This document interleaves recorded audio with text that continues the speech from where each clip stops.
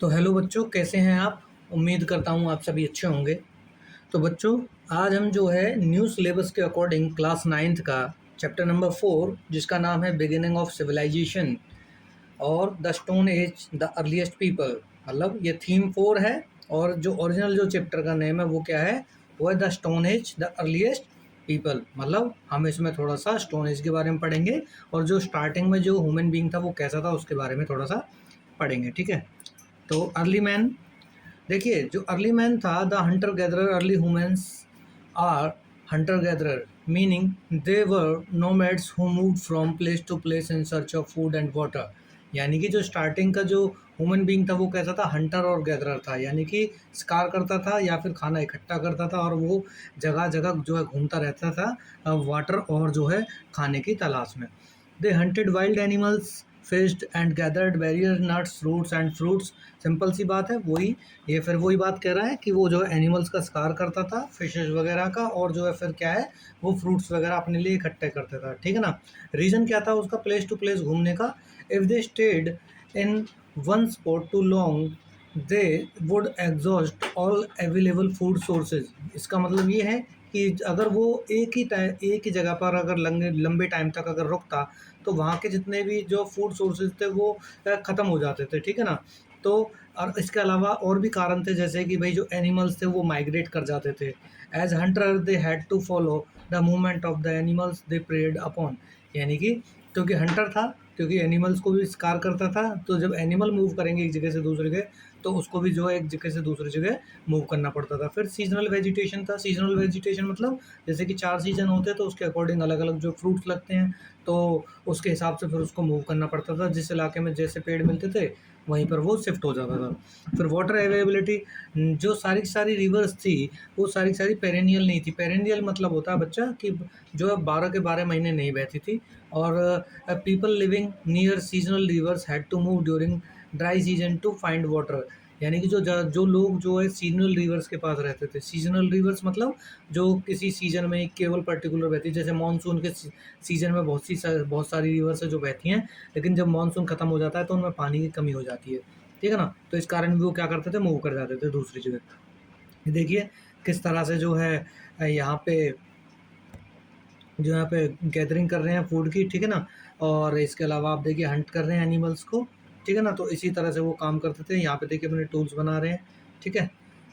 और यहाँ पे देखिए फिशिंग वगैरह कर रहे हैं लोग। अच्छा, अब बढ़ते हैं आगे। तो skills and knowledge required surviving as a hunter gatherer were difficult and required specific skills. यानी कि सिंपल सी बात है भाई, अगर उनको उस टाइम सर्वाइव करना था तो उनमें हंटिंग की स्किल्स होनी चाहिए थी। ठीक है ना। Hunting required proper tools, a quick and alert mind and knowledge of the animal behaviour. यानी कि उसको एनिमल के बिहेवियर के बारे में पता लगना चाहिए था कि ये कौन सा एनिमल कैसे बिहेव करता है। ठीक है ना। फिर इसके अलावा उसका जो माइंड है बिल्कुल अलर्ट पे होना चाहिए कि भाई, ताकि अगर जानवर एकदम से आए तो उसको हंट किया जा सके। और प्रॉपर टूल्स होने चाहिए हंटिंग के लिए। Gathering required knowledge of which plant were edible. ठीक है ना। And when they would be season, यानी कि उसको फ्रूट्स के बारे में नॉलेज होनी चाहिए थी, किस सीजन में कौन सा फ्रूट लगता है, कौन सा हमारे लिए जहरीला है, कौन सा हमारे लिए जो है एडिबल है, खाने लायक है। ठीक है। The stone age early mans initially used stick to dig up roots but eventually begin making tools out of stones, making the beginning of stone age. और देखिए अर्ली मैन जो था वो क्या था, डिगिंग स्टिक्स का यूज़ करता था। मतलब ऐसी स्टिक्स का यूज़ करता था जो कई बार जड़ें खोदने में काम आती थी और उन जड़ों को जो उसके खाने योग्य होती थी। ठीक है ना। फिर बात करते हैं पीरियड्स ऑफ स्टोन एज। जो स्टोन एज का पीरियड है वो 3 हिस्सों में बाँटा गया है, पैलियोलिथिक, मेसोलिथिक और नियोलिथिक में। ठीक है ना। जो पैलियोलिथिक है वो तकरीबन 2 मिलियन ईयर एगो स्टार्ट होता है और रहता है तकरीबन 10,000 बीसी तक। मेसोलिथिक जो है 10,000 बीसी से स्टार्ट होकर 8,000 बीसी तक जो है रहता है। ठीक है। और नियोलिथिक जो है वो कब से कब तक रहता है, वो 8,000 बीसी से लेके लास्ट जो है 4,000 बीसी तक रहता है। The Palaeolithic period, old stone age भी बोलते हैं हम इसको। ठीक है ना। एक 2 मिलियन ईयर के एगो के आसपास जो है स्टार्ट हुआ था। इस समय की जो लाइफ स्टाइल थी वो कैसा था, जो अर्ली हम जानते हैं अर्ली ह्यूमंस कहते थे, हंटर और गैदरर थे। और जो एक तरह से वो नोमैडिक थे।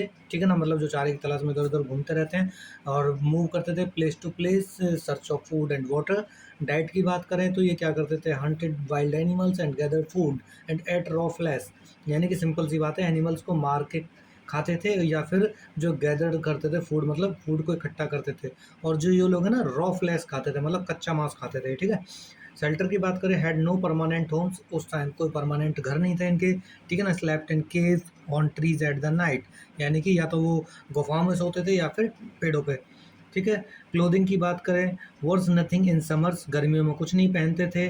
और used animal skins and leaves in winter for warmth, यानी कि एनिमल स्किन्स को ओढ़ते थे या फिर, ठीक है ना, लीव्स वगैरह को सर्दियों में गर्म रहने के लिए, ठीक है। ये कुछ आपकी जो पैलियोलिथिक साइट्स हैं जो रेड कलर से आपको दिखाई गई हैं, ये पैलियोलिथिक साइट्स हैं इंडिया में, ठीक है। Sub division of the Palaeolithic period, Palaeolithic को भी जो है 3 हिस्सों में बांटा गया है, lower Palaeolithic period, middle Palaeolithic और अपर पैलियोलिथिक, ठीक है ना।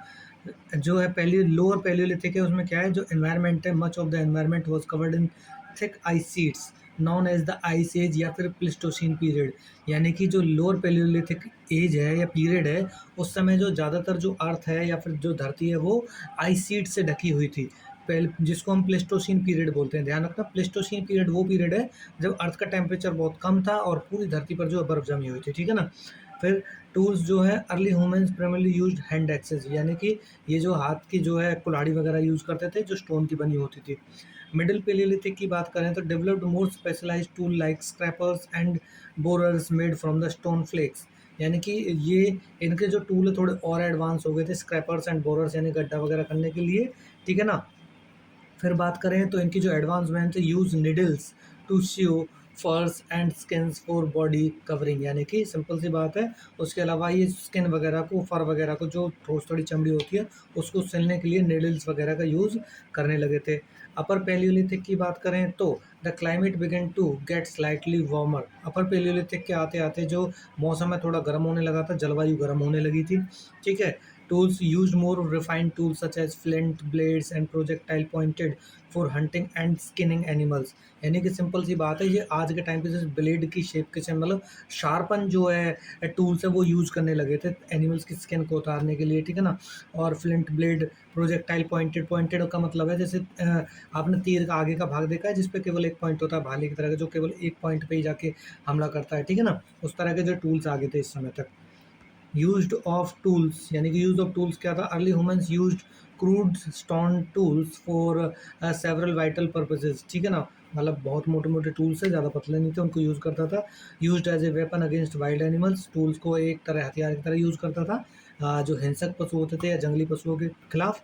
प्रोसेसिंग की बात करें तो फॉर शेपिंग मटेरियल और कटिंग थ्रू टफ हाइड्स, यानी कि टूल्स को यूज़ करता था जो सख्त खाल होती थी, ठोस जो चमड़ी होती थी, सख्त चमड़ी होती थी, उसके लिए। फिर बात करते हैं खाने की तलाश में, use for digging the ground find edible roots, यानी कि टूल्स को कई बार ये एडिबल रूट्स को खोदने में भी जो यूज़ करता था, ठीक है ना, जिसको खा सकते थे पेड़ की रूट्स को। फिर प्रोटेक्शन की बात करें, provided a sense of security against predators and enemies, तो टूल्स को ये एक तरह से कहीं ना कहीं सिक्योरिटी के तौर पे भी यूज़ करता था, जो हिंसक जानवर होते हैं, प्रीडेटर्स होते हैं, एनिमीज जो दुश्मन होते हैं उनके खिलाफ। इस तरह के जो टूल्स थे उस समय, ठीक है। मेसोलिथिक पीरियड की बात करते हैं, अभी तक हमने पैलियोलिथिक पढ़ा, अब मेसोलिथिक की बात करते हैं। तो मेसोलिथिक को मिडिल स्टोन एज भी बोलते हैं। This was the bridge period that existed between the Palaeolithic and Neolithic Ira's, यानी कि ये पैलियोलिथिक और जो न्यूलिथिक के बीच में पड़ता है। It marked a major turning point in how humans lived, ठीक है ना। इसमें आप जानेंगे किस तरह से जो ह्यूमन बींग रहता था या जीता था। मेजर शिफ्ट इन लाइफस्टाइल, इस टाइम में जो है जो लाइफस्टाइल है, जो जीवन है मनुष्य का, उसमें एक बहुत बड़ा परिवर्तन आया। कैसे?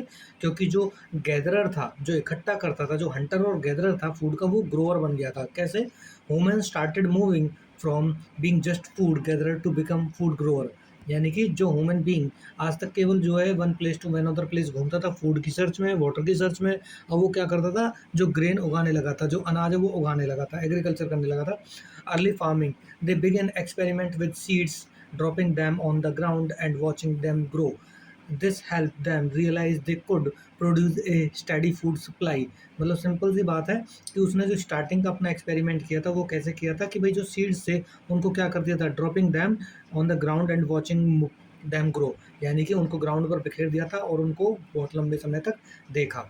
ठीक है ना। और इसने आगे चल के कहीं न कहीं देखिए फूड की सप्लाई को स्टेडी किया, स्टेबल किया, सबको खाना मिलने लगा, ठीक है। एनिमल्स डोमेस्टिकेशन, यहाँ से जो है एनिमल डोमेस्टिकेशन क्या है, जैसे कि पशुओं का पालन करने लगे, पशुओं को घरेलू बनाने लगे। जैसे आज के टाइम में आप घर में कुत्ता, बिल्ली वगैरह जैसे देखते हैं, घोड़े वगैरह देखते हैं, ठीक है ना। राजस्थान में ऊँट वगैरह को पालते हैं जैसे, तो ऐसे पशुओं को पालने लगे थे, ठीक है ना। और जैसे गॉट, सीप, कैटल इनको जो है पालते थे, ठीक है ना। और इनसे दो दूध और मीट दोनों चीज़ें मिलती थी, ठीक है। अच्छा, ये देखिए कुछ मेसोलिथिक साइट्स हैं इंडिया में। जैसे कि राजस्थान में आप देखेंगे कौन सा, तिलवाड़ा है और बागौर है, ठीक है ना। गुजरात में आप लालगंज देखेंगे। ये इनको मैं क्यों टिक कर रहा हूँ, बिकॉज ऑफ मेसोलिथिक पीरियड में हम इनको ही देखेंगे एक बार, ठीक है। अच्छा जी, अब आगे बढ़ते हैं। ये देखिए डोमेस्टिकेशन ऑफ एनिमल किया, ठीक है। ये कुछ ओल्डर पेंटिंग्स है जिसमें ये दिखाया गया है किस तरह से ह्यूमन बीइंग ने जो है एंशियंट सॉरी मेसोलिथिक टाइम में जो एनिमल्स का डोमेस्टिकेशन किया था। बात करते हैं मेसोलिथिक टूल्स की, तो टूल कैसे थे, the rise of microliths, while Palaeolithic tools were often large and crude, Mesolithic tools become much more advance. यानी कि जो मेसोलिथिक टूल्स है वो ज़्यादा शार्प थे, पतले थे, अच्छे थे compare to the Palaeolithic tools, ठीक है। मटेरियल की बात करें तो they used bones, antlers and wood alongside stone, यानी कि ये स्टोन की जगह जो है हड्डियों का इस्तेमाल करने लगे थे। एंटलर यानी कि हिरण या बारहसिंगा के जो सींग होते हैं उनका इस्तेमाल करने लगे थे, और लकड़ी का इस्तेमाल करने लगे थे। Microliths, these were small sharp stone chips, ठीक है ना, formed into blades, point, borers and scrapers. These tiny tools were often fixed onto handles to make more efficient weapon and implement. यानी कि पतले और शार्प तो थे ये टूल, ठीक है ना। इसके अलावा इनको जो है लकड़ी में जो है बांध के, एक हैंडल में बांध के जो है इनको और एफिशिएंट तरीके से जो है यूज़ करने लगे थे, ठीक है ना, और अच्छी तरह से यूज़ करने लगे थे इन टूल्स को, ठीक है। ये देखिए किस तरह के जो टूल हैं, बिल्कुल पतले हैं, शार्पर हैं, ठीक है ना, बिल्कुल पतले हैं, शार्पर हैं, ठीक है ना। पॉइंट पे जो ये भेजते हैं एक जगह से, बिल्कुल। और ये बहुत ज़्यादा जो है अच्छे थे compare to the older tools. अब बात करते हैं लिविंग एंड कल्चरल हैबिटेशन कैसा था। Evidences shows early form of homes such as tent like structure and huts made of bones, ठीक है। देखिए सिंपल सी बात है, जो स्टार्टिंग के जो होम्स के जो एविडेंसेस मिले हैं वो टेंट की तरह के मिले हैं। कहाँ पर मिले, फ्रांस वगैरह में। और जो झोपड़ी वगैरह थी वो बोन्स वगैरह की बनी होती थी, और इसके एविडेंसेस जो मिले हैं वो ईस्टर्न यूरोप और साइबेरिया वगैरह में मिले हैं।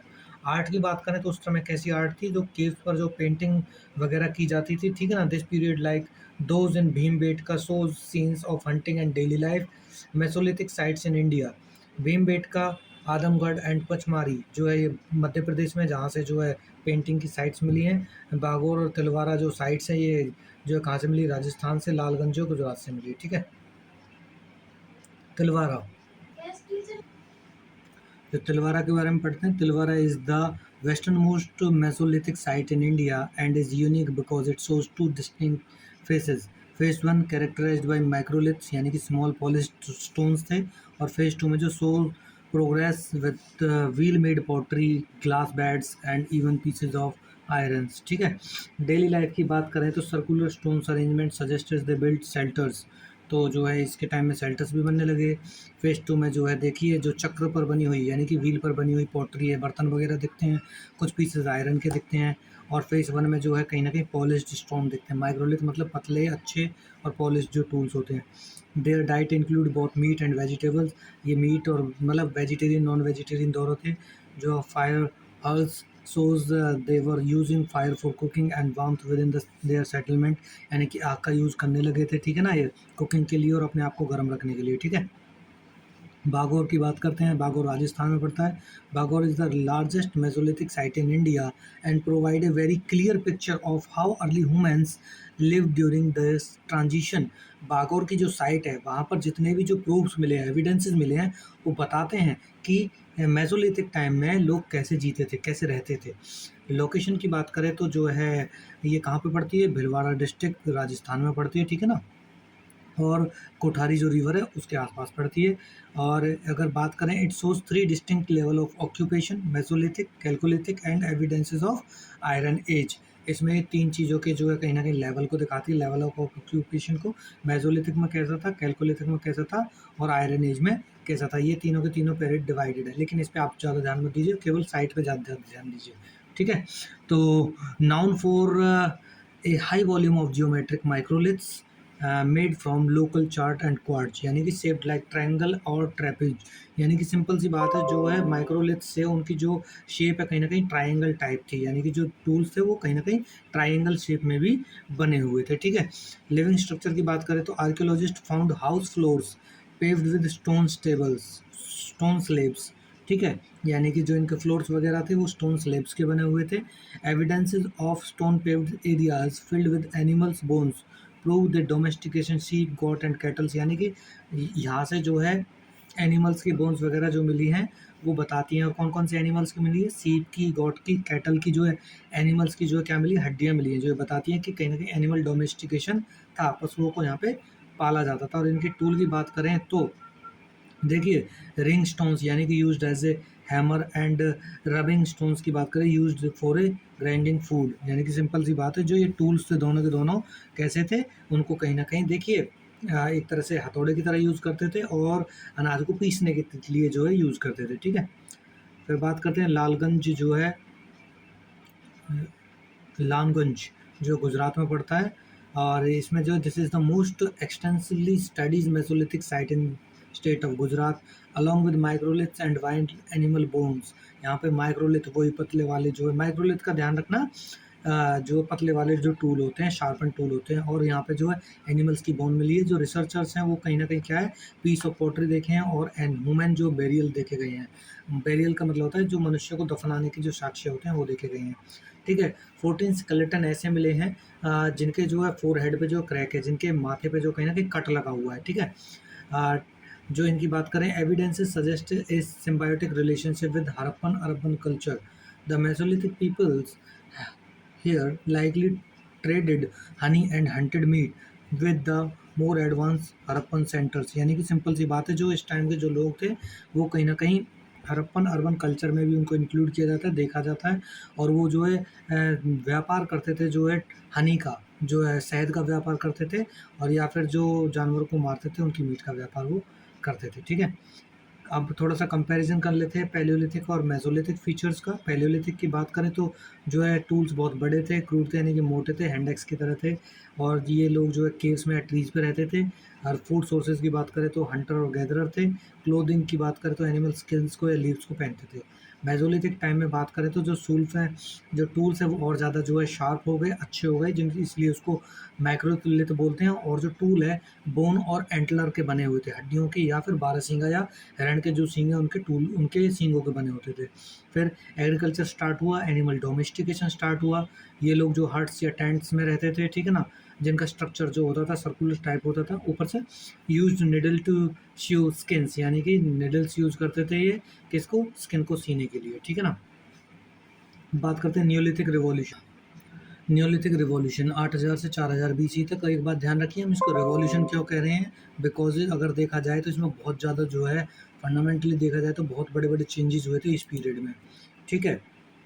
जैसे कि मान लीजिए जो ह्यूमन बीइंग था वो नोमैडिक था, हंटिंग गैदरर था, वो उसने एग्रीकल्चर स्टार्ट कर दिया, और वो कहीं ना कहीं एक जगह पे रहना उसने स्टार्ट कर दिया था। ठीक है ना, यानी कि एक जगह सेटल हो गया था, कौन, ह्यूमन बीइंग। ओके बच्चा।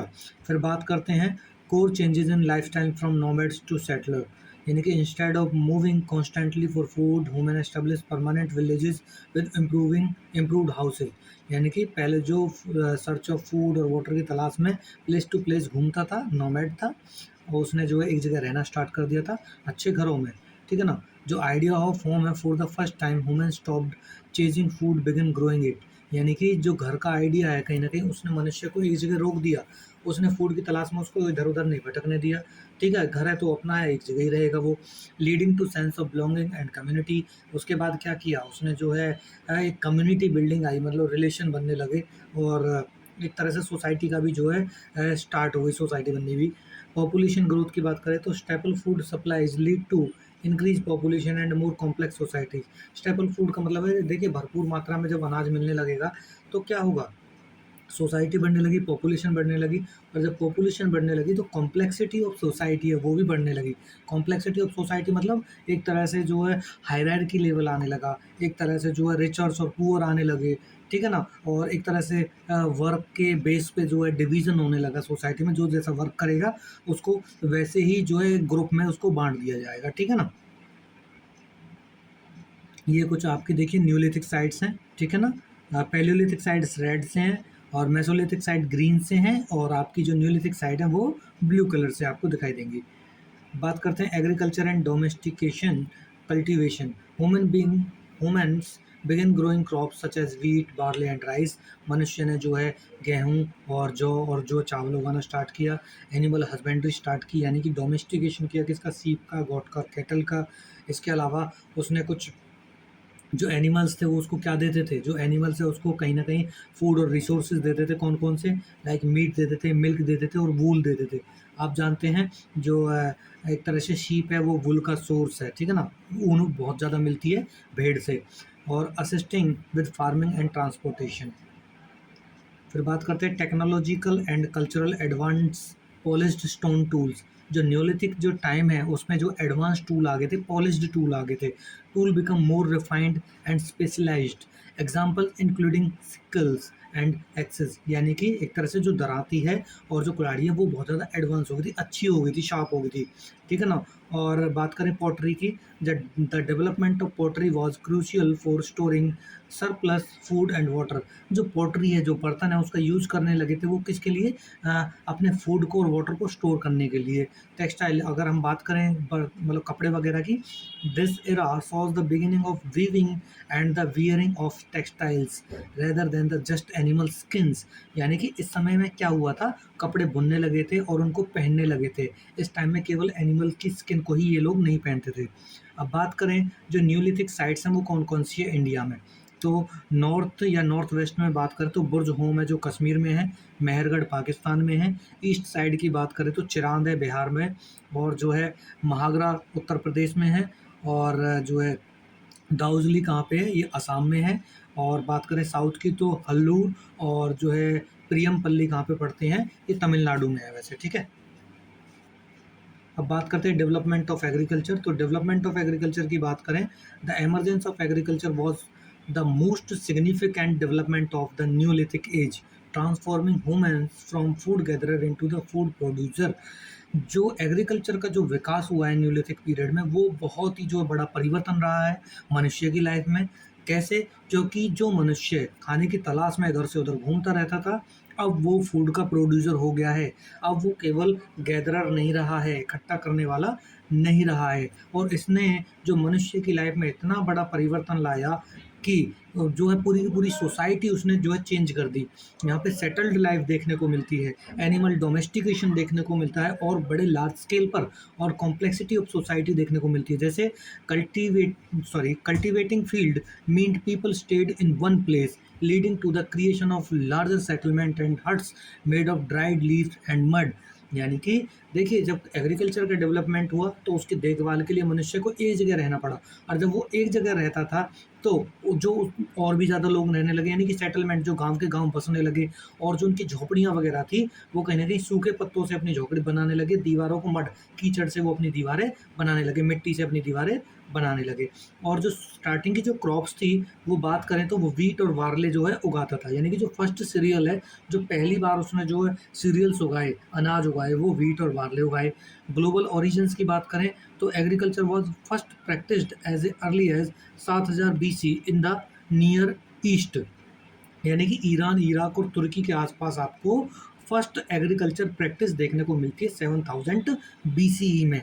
And the Leivand, Lebanon, Palestine and southern Syria, यहाँ पर भी आपको ये चीज़ें देखने को मिलती है। आप जानते हो जो प्रेजेंट का इराक है, यहीं पर मेसोपोटामियन सिविलाइजेशन थी, ठीक है ना? और उसके और उसमें जाएंगे वेस्ट में तो आप देखेंगे कौन सी चीज़ है, इजिप्शियन सिविलाइजेशन, जहाँ पर बहुत ही जो एंशियंट एविडेंसेस मिले हैं अबाउट द एग्रीकल्चर डेवलपमेंट के लिए, ठीक है ना, देखने के लिए मिले हैं, ठीक है।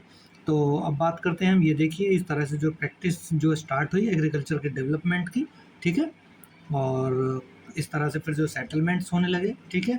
और जो आप स्किल्स देखते हैं, स्टोन स्किल्स वगैरह जो अनाज को काटने वगैरह में काम आती थी, ठीक है ना।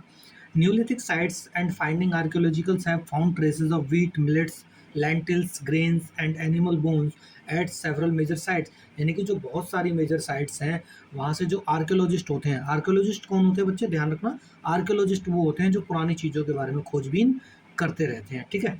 तो उन्होंने बहुत सी जगह से जो है वीट के जो है वो देखें, एविडेंसेस देखें, मिलेट्स के, बाजरे वगैरह के, लेंटिल्स दाल वगैरह के, ग्रेन्स अनाज वगैरह के देखें, ठीक है ना, जो एनिमल्स बोन देखे हैं बहुत सी मेजर साइट्स वैसे, ठीक है ना। अब बात करते हैं मेहरगढ़ की। जो मेहरगढ़ कहाँ है, ये पाकिस्तान में है प्रेजेंट टाइम में। तो कोल्डी हवा या ये क्या है, महागरा, ये कहाँ पे, उत्तर प्रदेश में है। और गुफक्राल और जो बुर्ज होम ये कश्मीर में है। हल्लूर कर्नाटका में है। और जो है पेमपल्ली तमिलनाडु में है। जो हमने पहले बोला था हल्लूर और पेमपल्ली दोनों तमिलनाडु में बताए थे, उसके लिए मैं माफ़ी चाहता हूँ। लेकिन हल्लूर जो कर्नाटक में है और पेमपल्ली कहाँ पे है, वो तमिलनाडु में, ठीक है बच्चा। फिर बात करते हैं डोमेस्टिकेशन ऑफ एनिमल्स की। Beyond growing plants Neolithic human beings taming animals for various needs, यानी कि उन्होंने केवल प्लांट्स ही नहीं उगाए, इसके अलावा उन्होंने अपनी और ज़रूरतों के लिए एनिमल्स को भी पालना स्टार्ट कर दिया। The dog they were likely use to guarding caves and pulling loads, यानी कि सिंपल सी बात है, उसने एज ए सिक्योरिटी, अपनी सिक्योरिटी के लिए, रक्षा के लिए कुत्ते को पालना स्टार्ट कर दिया। फिर cattles, goats and sheep were raised for meat, milk and wool, इन सारे जानवरों को वो मिल्क के लिए, मीट के लिए और जो वूल के लिए पालने लगा। फिर बात करते हैं पेस्टोलिज्म, यानी कि चारागाह, जो चारागाह होता है, ठीक है ना। The era saw the rise of pastoralism, a form of farming where animals like camels, goats, cattle, and sheep are moved in herds to find fresh pasture and water। यानी कि पेस्टोलिज्म का मतलब होता है बेटा एक पास्चर लैंड होती है। पेस्चर लैंड मतलब एक ऐसी जगह होती है जहाँ पे बहुत सारी हरी भरी घास होती है, छोटे छोटे प्लांट्स होते हैं, जहाँ पर जो ये सारे के सारे पशु हैं ना, वो जाकर आराम से चर सकते हैं, उसी को बोलते हैं हम पेस्चर। और इसी से कहीं ना कहीं पेस्टोलिज्म भी जो है ये वर्ड आया है। पेस्टोलिस्ट वो होते हैं जो पशुओं को चराते हैं, ठीक है ना। ये देखिए एनिमल डोमेस्टिकेशन देखने को मिलता है इस टाइम में, ठीक है। और देखिए ये एक चीज़ और देखिए शीप के कितने बड़े बड़े बाल हैं, इन्हीं से वूल वगैरह जो है, वूल वगैरह इनको मिलती थी। गोट आप देख सकते हैं, ठीक है ना। और आप काऊ वगैरह देख सकते हैं, ठीक है, यहाँ पे जिनका डोमेस्टिकेशन किया जा रहा है। फिर बात करते हैं the art of pottery. Pottery मतलब बर्तन वगैरह के बारे में बात करते हैं। As human begin to produce a surplus of food, जब मनुष्य ज़रूरत से ज़्यादा थोड़ा सा उसके जो खाना बचने लगा खाने के बाद भी, ठीक है ना। सरप्लस मतलब खाने के बाद भी अच्छी खासी मात्रा में अनाज बच जाना। And needed to store water, और उसको ज़रूरत हुई कि भाई पानी भी स्टोर करके रखना है। The development of vessels become essential, जब ज़रूरत से ज़्यादा खाना जो है उपजने लगा, बचने लगा, और पानी को भी जो है स्टोर करने की जो है आवश्यकता पड़ने लगी, तो क्या किया उसने जो है वेसल्स बनाने स्टार्ट किए, यानी कि एक ऐसे बर्तन बनाने स्टार्ट किए जिसमें इनको स्टोर करके रखा जा सके।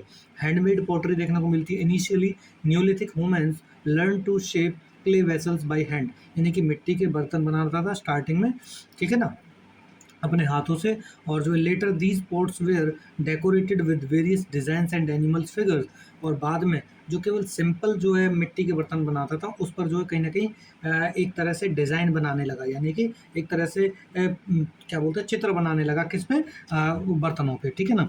फिर बात करते हैं पोटर व्हील। पोटर व्हील का मतलब होता है जिसपे जो आपने आपने देखा होगा, जो कुम्हार होता है उसके पास ना एक जो व्हील टाइप होता है, एक तरह से चक्र की तरह का होता है, और उस चक्र पे ना वो क्या रखता है, मिट्टी को रखता है, और मिट्टी को रखने के बाद उसी पे जो क्या बनाता है, वो बर्तन वगैरह बनाता है, ठीक है ना।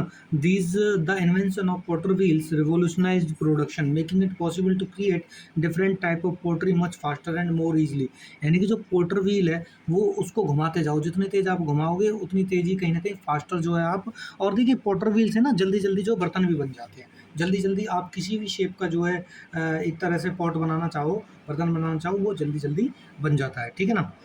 देखिए इस तरह के कुछ जो है पोट्री देखने को मिलती है उस समय में।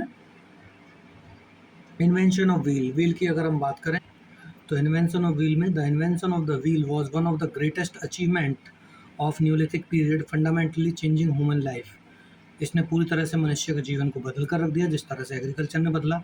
The wheel lead to the creation of carts and bullock driven carts, making it much easier and faster to move heavy loads and travel, यानी कि जो व्हील है उसने क्या किया, कार्ट्स बनाने स्टार्ट किया, ब्लॉक कार्ट्स, यानी कि उन्होंने पहिए वाली गाड़ियाँ बनाना स्टार्ट किया, या बैलगाड़ी जो है उनसे बन गई, और उनके थ्रू जो है हैवी से हैवी लोड को ट्रैवल कराना ईजी हो गया, ठीक है ना, कैरी करना ईजी हो गया।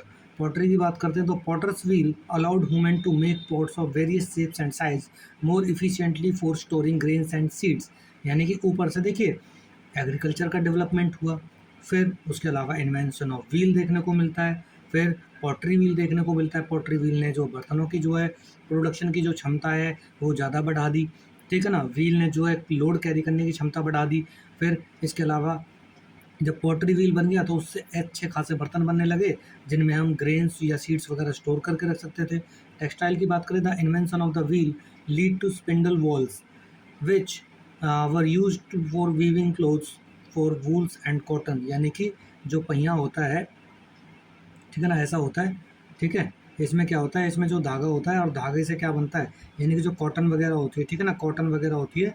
कॉटन से जो क्या होता है, कॉटन से जो है फिर एक तरह से थ्रेड बनना स्टार्ट हुआ, ठीक है ना, धागा बनना स्टार्ट हो गया था, ठीक है ना। ये जो व्हील्स टाइप होता है इसमें लकड़ी लगी होती है, ठीक है ना, उसी को बोलते हैं वॉल्स, ठीक है ना। ये किसके काम आता है, ये कपास से या उससे जो धागा बनाने के, कॉटन से जो कहीं ना कहीं थ्रेड बनाने के काम आता है, ठीक है बच्चा। अब बात करते हैं फिर क्या, the single inventions like quickened the march of civilisation by improving trade storage and daily labour. यानी कि इन जो ये इतने जो कहीं ना कहीं इन्वेंशन है, इन्होंने क्या किया, सिविलाइजेशन को क्विकेंड किया और ज़्यादा जल्दी जल्दी बढ़ाया। और उन्होंने जो इम्प्रूव किया किन किन चीज़ों को, ट्रेड को बढ़ा दिया, इम्प्रूव कर दिया, स्टोरेज कैपेसिटी को बढ़ा दिया और जो है डेली लेबर्स को भी बढ़ा दिया उन्होंने, ठीक है ना, इम्प्रूव किया। इस तरह से जो है व्हील का आप इन्वेंशन देखते हैं, इस तरह के व्हील होते थे पहले, ठीक है ना। ये कार्ट्स होती है, कार्ट्स मतलब केवल सिंपल गाड़ी, और बुल्लॉक कार्ट मतलब बैलगाड़ी, ठीक है ना, ऐसी गाड़ी होती है और उसमें बैल लगे होते हैं आगे। फिर बात कर देखिए किस तरह से जो है इन्वेंशन हुआ व्हील का, स्टार्टिंग में से, फिर ऐसे, फिर ऐसे और फिर ऐसे, और आज आप ऐसे मॉडर्न टाइम में आप व्हील देख सकते हैं। फिर बात करते हैं मेजर जो है न्यूलिथिक साइट्स कौन कौन सी हैं, जो है मगारा उत्तर प्रदेश में है, ठीक है ना, यहाँ से जो है कैटल हूफ मार्क राइस मिले हैं। इसके अलावा कोल्डी हवा उत्तर प्रदेश में है, यहाँ पे जो है कहीं ना कहीं एनिमल्स की बोन मिली है और फ्रेगमेंटेड राइस मिले हैं। एनिमल्स बोन फ्रेगमेंट्स राइस, यानी कि एक तरह से देखा जाए तो जानवरों को हड्डियाँ मिली और राइस वगैरह मिले हैं। चिरांद जो है बिहार में है और यहाँ से जो आपको बफेलो और ऑक्स की बोन मिली हैं। वीट, बार्ले और पीस के आपको एविडेंसेस मिले हैं। मेहरगढ़ जो पाकिस्तान में है, यहाँ से आपको शीप, गोट, कैटल, वीट और बार्ले के एविडेंसेस मिले हैं। बुर्ज होम कश्मीर में है, बफेलो, कैटल, डॉग, शीप, गोट और लेंटिल्स और वीट वगैरह के एविडेंसेस मिले हैं। हल्लूर कर्नाटक में, और यहाँ से कैटल, पिग, गॉट, शीप और मिलेट्स के जो एविडेंसेस मिले हैं। और जो पेमपल्ली तमिलनाडु में, यहाँ से कैटल, पिग, शीप, मिलेट्स और ब्लैक ग्राम यानी कि काले चने के जो है एविडेंसेस मिले हैं, ठीक है। ये कुछ साइट्स हैं, आप देख लीजिए, ठीक है ना। ये देखिए जिनकी अभी हमने जो करी है, ये हल्लूर देखिए कहाँ पे है, हल्लूर कर्नाटक में है, पीएमपल्ली कहाँ पे है, ये तमिलनाडु में है, ठीक है ना। इसके अलावा आपको देखिए कोल्डी हवा यहाँ पे देखने को मिलेगा, मघारा यहाँ पे देखने को मिलेगा, चिरांद यहाँ पे देखने को मिलेगा, बुर्ज होम येरा कश्मीर में है, ठीक है ना, मेहरगढ़ येरा पाकिस्तान में। ओके बच्चा, चलिए आगे बढ़ते हैं। न्यूलिथिक टूल्स की बात करें तो tool becomes much more specialised for farming and food processing. यानी कि सिंपल सी बात है, जो टूल है कहीं ना कहीं उसको फार्मिंग में भी यूज़ कर रहे थे अच्छी तरीके से, और जो फूड प्रोसेसिंग में भी, including skills for harvesting. Skills मतलब दरांती की तरह के जो टूल है उनको हार्वेस्ट यानी कि काटने के लिए, फसल काटने के लिए यूज़ कर रहे थे। डिगिंग स्टिक्स और होज वगैरह।